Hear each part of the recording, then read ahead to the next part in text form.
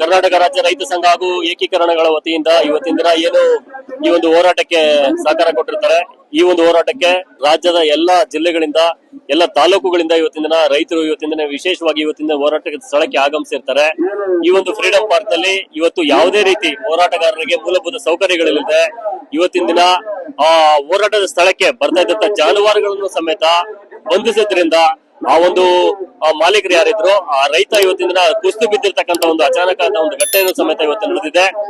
ಈ ಒಂದು ಹೋರಾಟನ ನಾವು ನಮ್ಮ ನಾರಾಯಣ ರೆಡ್ಡಿ ಅವರ ನೇತೃತ್ವದಲ್ಲಿ ಹಾಗೂ ರಥಭಾರತ ರೈತ ಸಮಾಜದ ನೇತೃತ್ವದಲ್ಲಿ ಹಾಗೂ ಎಲ್ಲ ರೈತ ಸಂಘಗಳ ಏಕೀಕರಣದ ಹೋರಾಟದಲ್ಲಿ ಇವತ್ತಿನ ದಿನ ಒಂದು ಫ್ರೀಡಂ ಪಾರ್ಕ್ ಅಲ್ಲಿ ಹೋರಾಟ ಮಾಡಿದೀವಿ.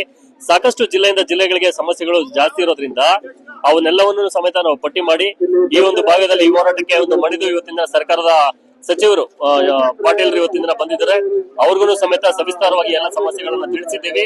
ಆ ಒಂದು ಪರಿಹಾರಕ್ಕೆ ನಾವು ಕಾದು ನೋಡ್ತಾ ಇದ್ದೀವಿ. ಇಲ್ಲ ಅಂತಂದಾಗ ನಾವು ಒಂದು ಹೋರಾಟಗಳು ನಿರಂತರವಾಗಿರ್ತವೆ ಅಂತಕ್ಕಂಥ ಮಾತನ್ನ ಈ ಸಂದರ್ಭದಲ್ಲಿ ಹೇಳ್ತೇವೆ.